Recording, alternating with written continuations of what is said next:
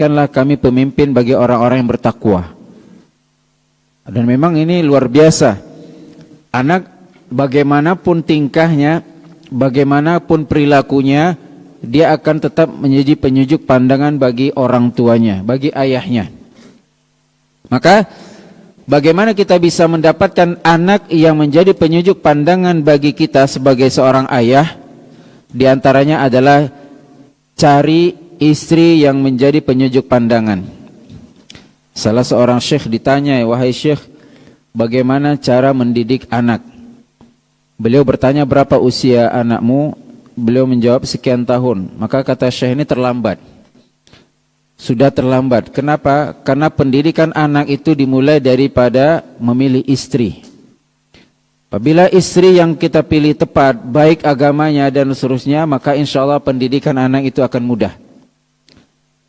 Tapi kalau ternyata kita inginkan anak yang baik, tapi kita tidak bisa memilih istri yang baik, maka ini mustahil. Bukan tidak mungkin, tapi sulit. Maka bagaimana kita bisa menjadikan anak kita anak yang jadi penyejuk pandangan? Didik istri kita agar istri kita menjadi penyejuk pandangan. Agar istri kita, kata Nabi SAW, "Ala ukhbirukum binisaikum min ahlil jannah." Maukah kalian aku sampaikan karakter wanita penduduk surga? Ciri-ciri wanita penduduk surga. Idza ra'atka sarratka. Apabila engkau melihat, idza ra'aitaha sarratka. Apabila engkau melihat wanita tersebut, istrimu tersebut, engkau akan merasa senang hati. Dan ini maknanya banyak. Apakah dari penampilannya, apakah dari akhlaknya, apakah dari pelayanannya. Yang jelas wanita solehah penduduk surga tersebut mampu membuat suaminya senang dan bahagia. Ini diantara karakter wanita ahli surga.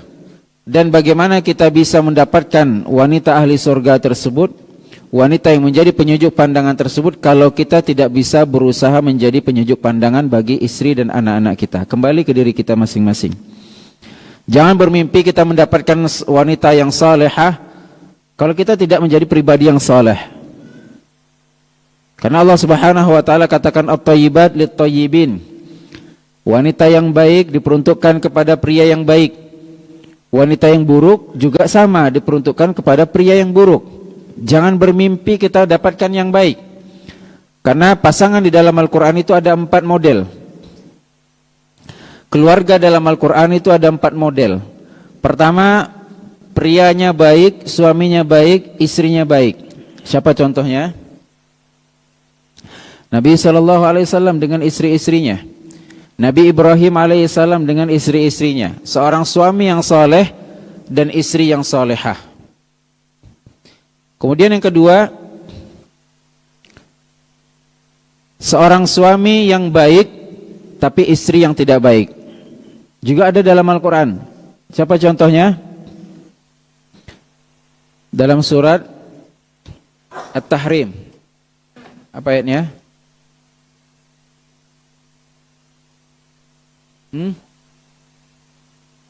Apa? Imra'ata Nuhin wa imra'ata Lut. Imra'ata Nuh, istrinya Nabi Nuh dan istrinya Nabi Lut. Seorang suami yang saleh memiliki istri yang tidak beriman. Bukan tidak salehah, tapi tidak beriman. Kemudian yang ketiga, istri yang salehah, suami tidak saleh. Siapa contohnya? Imra'atu Fir'aun, istrinya Fir'aun. Idh qalat rabbi ibnili indaka baitan fil jannah wa najjini min fir'auna wa amalihi wa najjini. Ya. Dia berada di bawah suami yang zalim. Yang keempat, suami yang buruk, istri yang buruk. Siapa? Apa ayatnya? Tabbat yada Abi Lahab. Tabbat yada Abi Lahabin. Kemudian istrinya, apa dalil istrinya? wa imra'atuhu. Ini Abu Lahab tabbat, celaka. Kemudian wa imra'atuhu hammala al-hatab. Ini menunjukkan suami yang buruk ditemani juga dengan istri yang buruk. Nah, kemudian berikutnya kata Ustaz kita rahimahullah ta'ala, menjadi sarana untuk memperoleh ganjaran di sisi Allah. Nanti di tempat lain kita jelaskan ini. Yang keempat, di dunia mereka bisa tolong menolong dalam kebaikan. Di dunia mereka bisa tolong menolong dalam kebaikan. Berikutnya dapat membantu meringankan beban orang tua. Ya, dengan menikah bisa membantu meringankan beban orang tua. Ya, misalnya anak kita banyak perempuan dan kita mungkin merasa kesulitan, maka dengan kita nikahkan, alhamdulillah sudah berkurang beban keluarga, beban orang tua. Doa mereka menjadi amal yang bermanfaat ketika kedua orang tua tidak lagi bisa beramal. Ini doa anak saleh. Ya. 3 hal yang tidak akan terputus: ilmu yang bermanfaat, sedekah jariyah. Mungkin sebagian kita menyangka saya tidak punya ilmu, apa yang saya ajarkan? Kedua, saya tidak punya harta, apa yang saya sedekahkan? Tapi saya punya anak. Inilah investasi terbesar saya.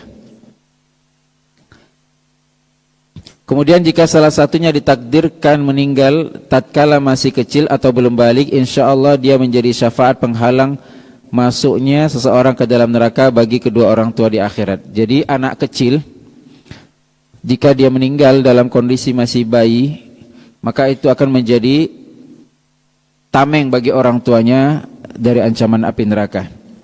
Apabila dia bersabar.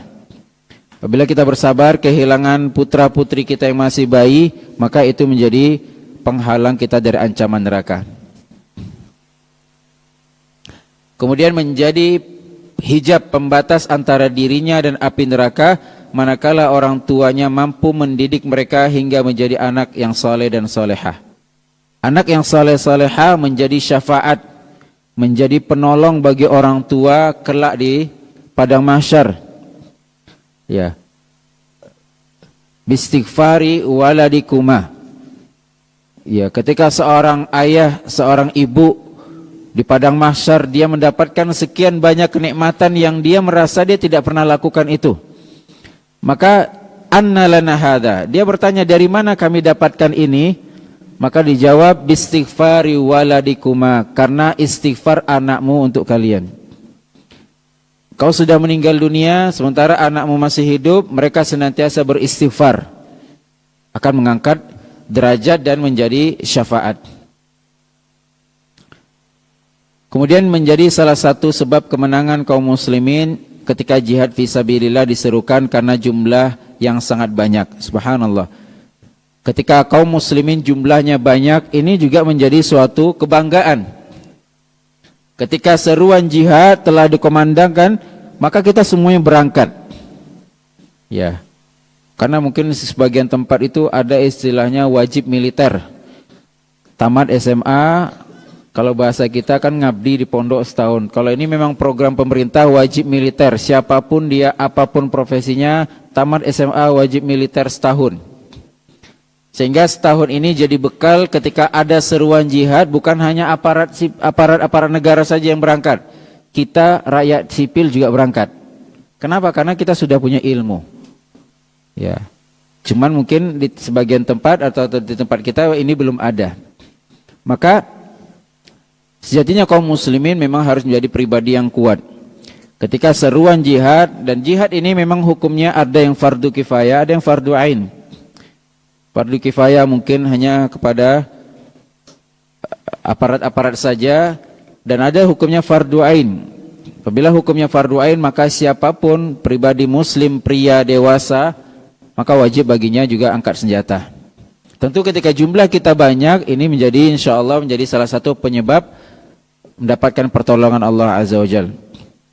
Kemudian berikutnya membuat Rasul sallallahu alaihi wasallam berbangga pada hari kiamat dengan jumlah umat yang banyak. Ini diantara dalil-dalil yang kita sebutkan. Ini disebutkan oleh Ustaz Yazid Abdul Qadir Jawas dalam kitabnya. Kemudian berikutnya, ini di tempat yang lain, apa hikmah atau manfaat dari pernikahan? Di antaranya adalah sebab mendapatkan rizki dan kekayaan. Bahkan sebagian mereka mengatakan, saya heran, ajabadi mimman yatlubul ghina fi nikah, fi ghairi nikah. Ajabadi mimman la yatlubul ghina fi nikah. Saya heran, saya bingung, kenapa orang itu ingin kaya tapi dia tidak nikah. Kata Umar bin Khattab, saya bingung melihat orang yang ingin sukses, bekerja keras, ingin kaya, tapi dia bujang. Kenapa demikian? Karena Allah Subhanahu wa taala katakan, iyakunu fuqara'a yughnihimullah min fadli. Kalau mereka miskin, Allah yang akan berikan kecukupan kepada mereka dengan mereka menikah. Bahkan di tempat yang lain dikatakan, iltamisu ghinan fin nikah. Cari kekayaan itu dengan menikah. Ya. Jadi dengan kita menikah, insya Allah akan dekat dengan kekayaan. Allah Subhanahu wa taala katakan, wa ankihul ayama minkum wassalihina min ibadikum wa imaikum iyakunu fuqara yughnihimullahu min fadlih wallahu wasi'un alim. Nikahkanlah orang-orang yang belum menikah, baik itu dari laki-laki ataupun perempuan dari budak sahayamu, apabila mereka miskin, iyakunu fuqara yughnihimullahu min fadlih. Allah yang akan memberikan kekayaan, dan ini pasti. Ya. Kalau sekiranya menikah membuat kita kaya, kenapa perceraian?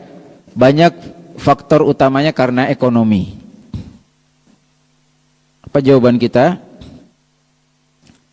Ya. Kekayaan itu tidak mesti dengan harta.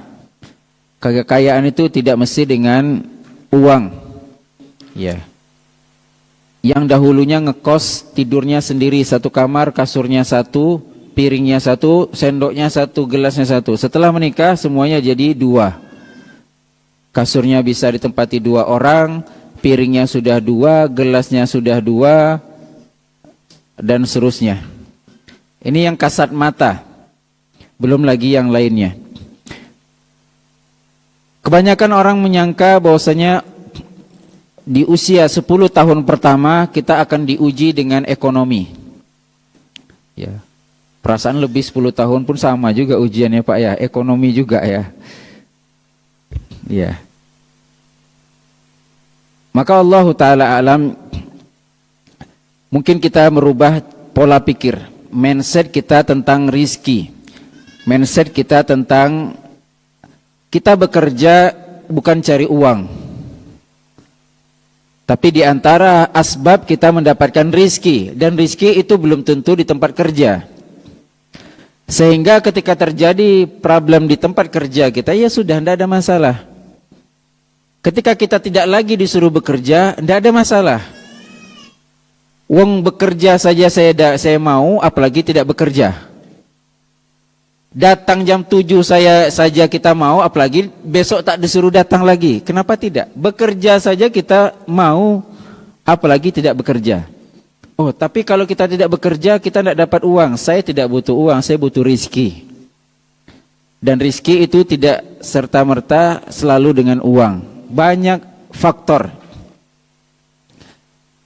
Dengan kesehatan, dengan kebahagiaan.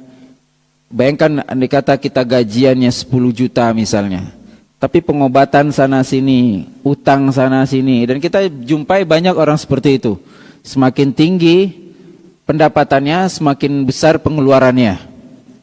Dia akan bermimpi meraih sesuatu yang mungkin sebelumnya tidak dia impikan.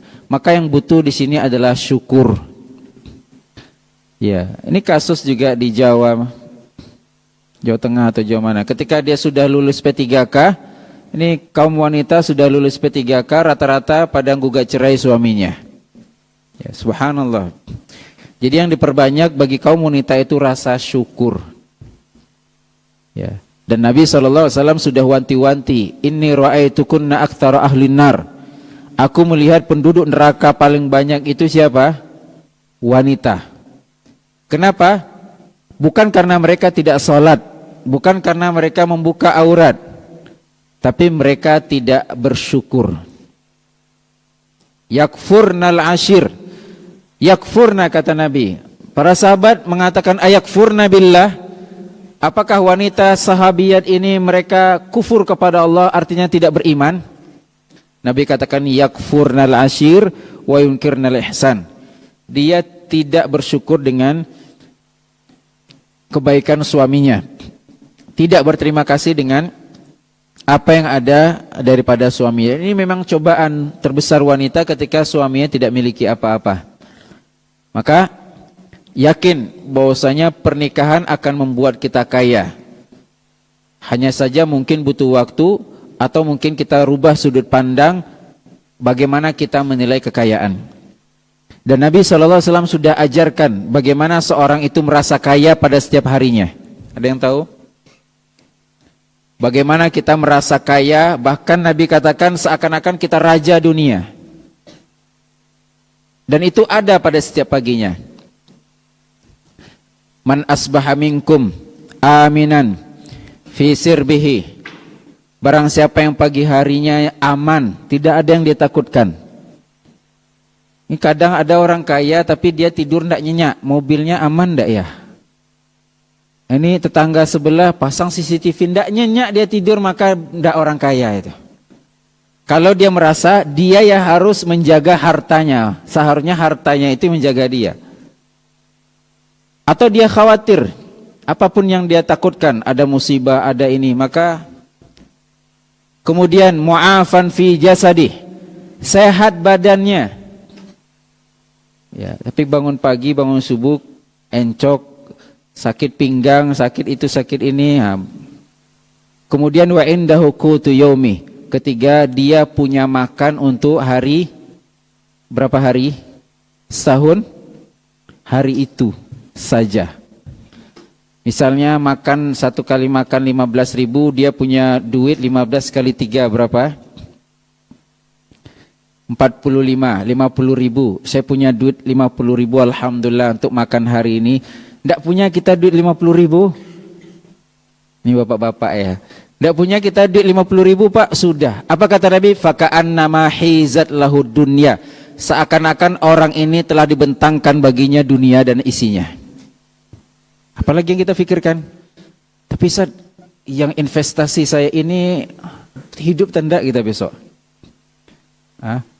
Kita berusaha untuk meraih sesuatu yang belum tentu kita nikmati. Harta itu Pak, kaidah harta itu dipakai. Kalau harta untuk menyiksa kita, buang.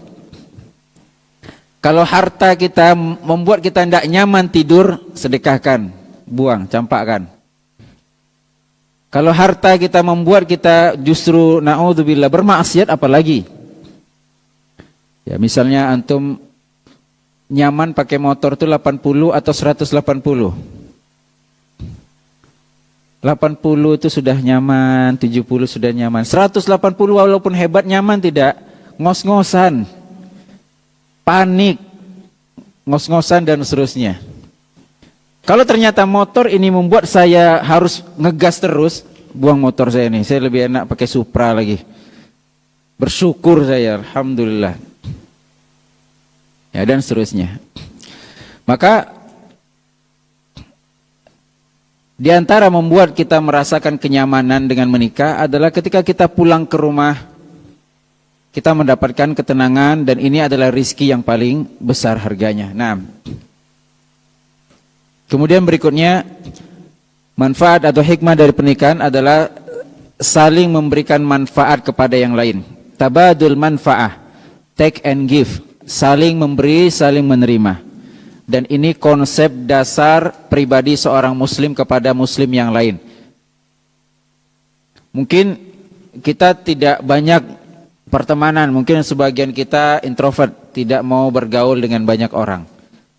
Bagaimana kita bisa mengamalkan hadis Nabi SAW bermuamalah, saling memberi dan seterusnya? Maka jawabannya adalah dengan menikah. Maka di antara manfaat menikah adalah saling memberikan manfaat. Tidak ada istilah dalam pernikahan itu pengemis. Sering kita sampaikan. Konsep dalam menikah itu adalah memberi. Saling memberi. Bukan saling menuntut atau saling meminta. Bukan saling menuntut atau saling meminta, tapi saling memberi. Ketika kita telah memberi, maka kita akan mendapatkan cinta. Nabi SAW sudah ajarkan konsep ini. Tahadu, tahabu. Saling memberilah kalian, niscaya kalian akan saling mencintai. Ahsin ilan nasi tasta'bid qulubahumu. Fatalama sta'badal insana ihsanu. Berbuat baiklah kepada manusia, engkau akan genggam hatinya. Atau banyak manusia itu akan tunduk ketika balas budi. Akan diperbudak dengan balas budi. Maka ketika kita hanya sibuk menuntut dan menuntut, maka sulit. Tapi konsep kita adalah saling memberi, tabadul manfaah. Kemudian berikutnya adalah manfaat pernikahan menjadi manusia terbaik. Nabi SAW katakan, khairukum khairukum li ahlihi wa ana khairukum li ahli. Berikutnya adalah menyempurnakan sebagian agama. Kata Nabi SAW, idza tazawwaja al-'abdu faqad akmala nisfad dini, falyattaqillaha fin nisfil baqi. Idza tazawwaja al-'abdu, apabila seorang hamba telah menikah, laki ataupun perempuan, faqad akmala nisfad din, maka dia telah sempurnakan sebagian agamanya. Falyattaqillaha fin nisfil baqi, maka hendaklah bertakwa kepada Allah pada sebagian yang lain. Karena ihbati fillah rahimakumullah, tak jarang dosa manusia itu yang terbanyak adalah ketika bersinggungan dengan syahwat. Maka hendaklah ketika syahwatnya telah dia penuhi, dia bertakwa kepada Allah terhadap perkara yang lainnya.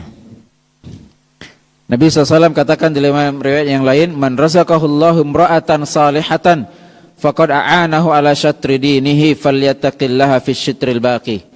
Barang siapa yang Allah berikan rizki kepadanya wanita salihah, maka sungguh Allah telah membantunya untuk menjaga separuh agamanya. Maka bertakwalah kepada Allah pada separuh yang lain. Hikmah atau manfaat berikutnya adalah mendapatkan banyak pahala. Apa pahala yang ada dalam rumah tangga? Satu, nafkah dihitung sedekah. Seorang suami yang bekerja keluar rumahnya mencari rizki, itu bukan hanya sekedar rutinitas belaka. Tapi kalau dia niatkan karena Allah, terhitung jihad, terhitung sedekah. Ya. Apabila dia niatkan karena Allah, terhitung sedekah. Kata Nabi SAW, la yunfikur rajulu nafaqatan ala ahli illa ujira alaiha. Tidaklah satu nafkah, satu suapan yang dia berikan kepada istrinya, kecuali dia akan diberikan pahala atas perbuatan tersebut. Hatta luqmata yarfa'uha ila fimra'atik. Sampai satu suapan yang ia suapkan kepada mulut istrinya, maka juga terhitung sedekah. Na'am, barakallahu fik.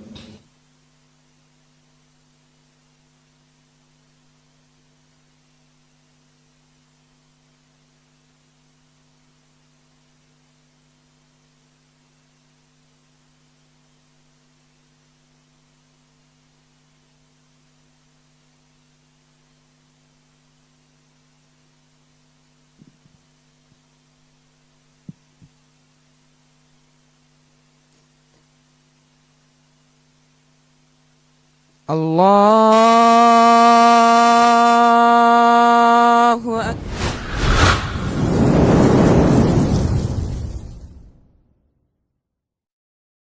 Allahu Akbar. Allahu Akbar. Allahu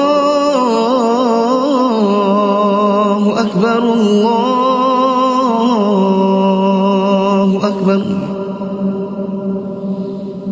Asyhadu an la ilaha illallah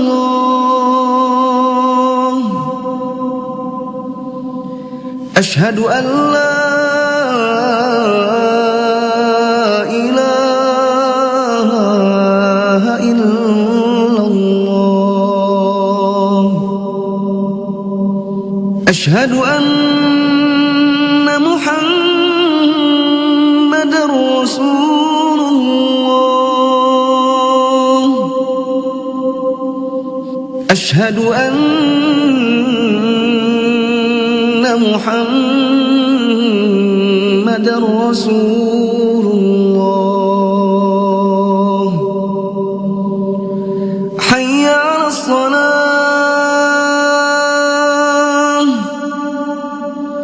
حي على الصلاة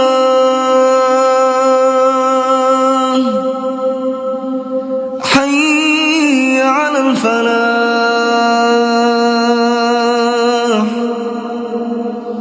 حي على الفلاح الله أكبر الله أكبر لا إله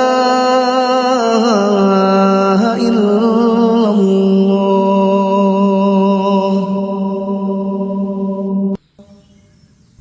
اللهم صل على محمد وعلى آل محمد كما صليت على آل إبراهيم إنك حميد مجيد.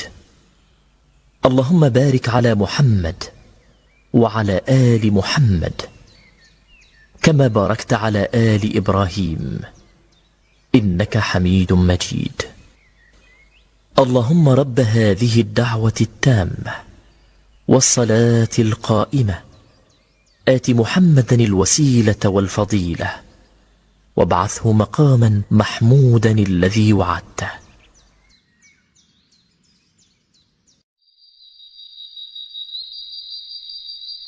Disyariatkannya ibadah tiada lain adalah untuk kebaikan hati.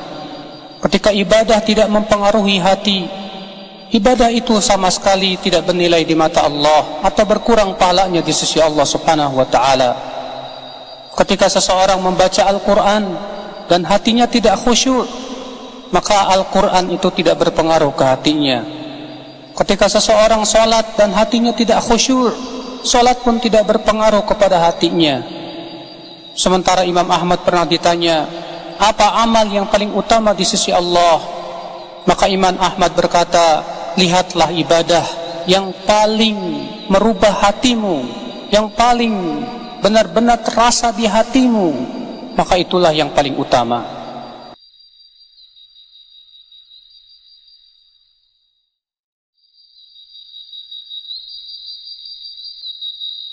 Di dalam hadis sahih riwayat Imam Bukhari dan Muslim, Nabi SAW mengatakan, unzuru ila man huwa asfala minkum, lihatlah orang yang di bawah kalian, wala tanzuru ila man huwa fawqakum.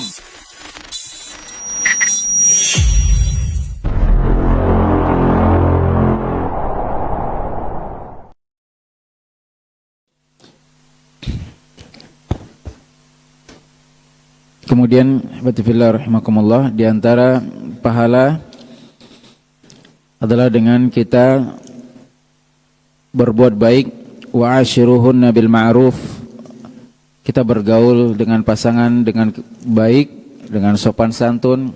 Intinya adalah setiap anjuran berbuat baik kepada sesama kaum muslimin, maka kepada keluarga lebih dianjurkan.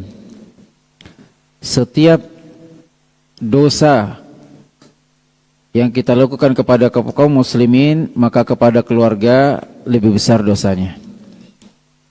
Kemudian diantaranya adalah dengan berhubungan badan juga dihitung sedekah, kata Nabi SAW, wa fi bud'i ahadikum sadaqah.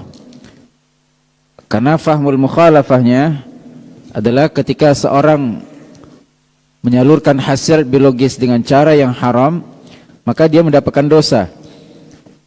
Begitu pula kebalikannya, ketika dia salurkan dengan cara yang baik, maka dia dapatkan pahala baru.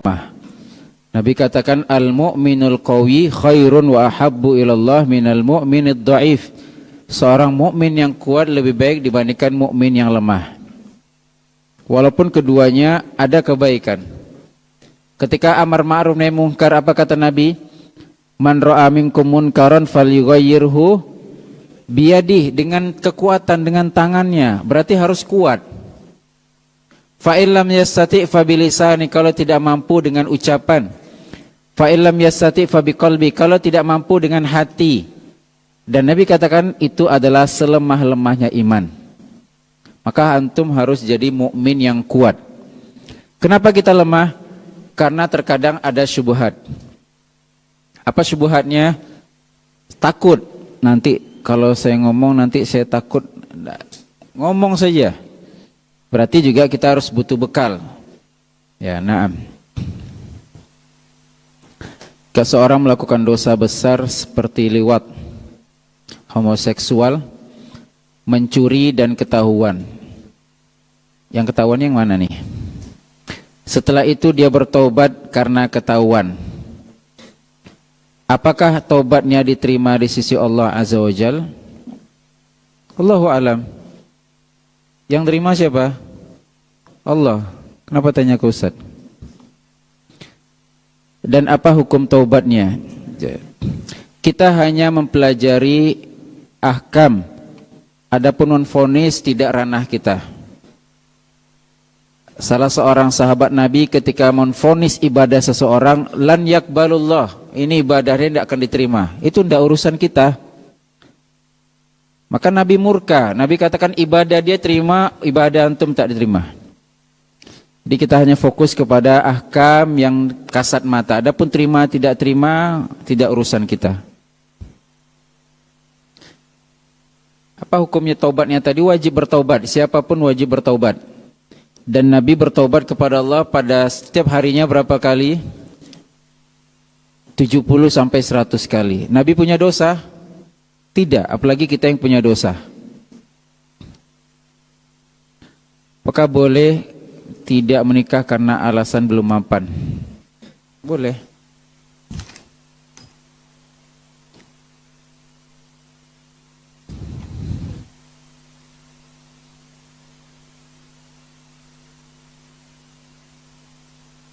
Dibikin skema kayak gini. Jadi dipahami dulu ya. Bimbang dua pilihan. Dia bimbang dengan dua pilihan. Apalagi kita. Sukses dulu baru nikah. Efek samping. Takutnya ketika kita qadar Allah jatuh, dia meninggalkan kita. Masya Allah ya. Mulai dari nol. Sama-sama efek samping. Apa ada zaman sekarang cewek seperti itu? Tidak ada. Yang ada di SPBU. Yang mulai dari nol itu hanya di SPBU. Mustahil mulai dari nol. Perintis sama pewaris, perintis dari nol. Tidak ada juga semua dari nol itu. Dia nyewa toko, dia juga butuh pinjam uang. Yang tidak bertakwa dia pinjam uang riba. Semua butuh modal. Dalam pernikahan butuh modal, antum butuh mahar. Mahar itu wajib dalam pernikahan. Ya. Sukses dulu baru nikah. Kalau sukses. Ya. Dan kesuksesan seorang pria itu ketika dia bisa memandang status sebagai seorang suami.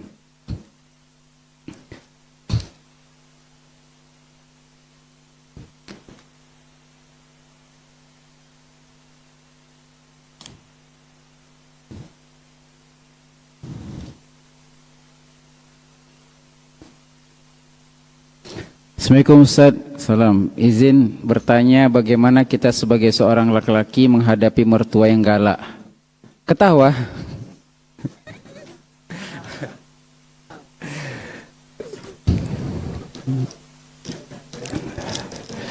Ya. Kadang perempuan juga begitu. Kalau lucu dia beli. Kalau lucu itu ketawa. Kenapa orang marah? Kita sudah sering sampaikan. Kenapa orang marah? Karena dua faktor. Satu, karena ada rasa takut. takut kehilangan, takut terjadi sesuatu yang belum tentu. Ada orang ngebut-ngebut, akhirnya kita marahin karena takut terjadi sesuatu. Maka kita deteksi kenapa dia marah. Apakah ada yang dia takutkan, maka kita berikan rasa aman itu. 2, karena ada haknya yang tidak dipenuhi. Ada haknya yang tidak dipenuhi, maka berusaha kita penuhi haknya.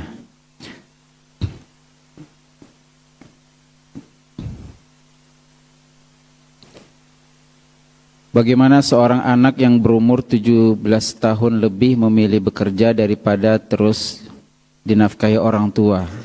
Telat 17 tahun itu. Kenapa baru kepikiran 17 tahun?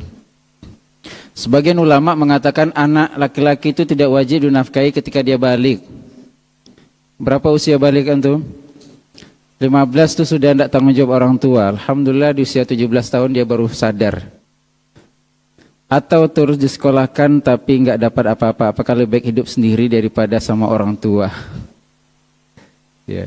Sebagian ulama mengatakan nafkah anak itu sampai dia balik. Ketika dia sudah balik, maka itu suatu kebaikan orang tua yang mana itu bukan hak anak. Artinya andai kata orang tua tidak bayarkan kuliah kita, jangan marah. Karena itu bukan hak kita lagi. Apalagi sampai menuntut sampai kuliah S3 dan itu bukan hak kita lagi yang memang tidak bisa kita tuntut. Ulama yang lain mengatakan kewajiban nafkah kepada anak laki-laki itu gugur ketika anak laki-laki sudah mapan atau sudah bisa cari makan sendiri. Itu kan kaidah orang Indonesia Pak ya, anaknya boleh merokok kalau udah pandai cari uang sendiri. Nah, sama kalau udah pandai cari uang sendiri itu sudah lepas tanggung jawab orang tua. Nah, barakallahu fikum, cukup sekian yang bisa disampaikan. Lebih dan kurang mohon maaf. Subhanakallah bihamdika asyhadu an la ilaha illa anta astaghfiruka wa atubu ilaik. Assalamualaikum warahmatullahi wabarakatuh.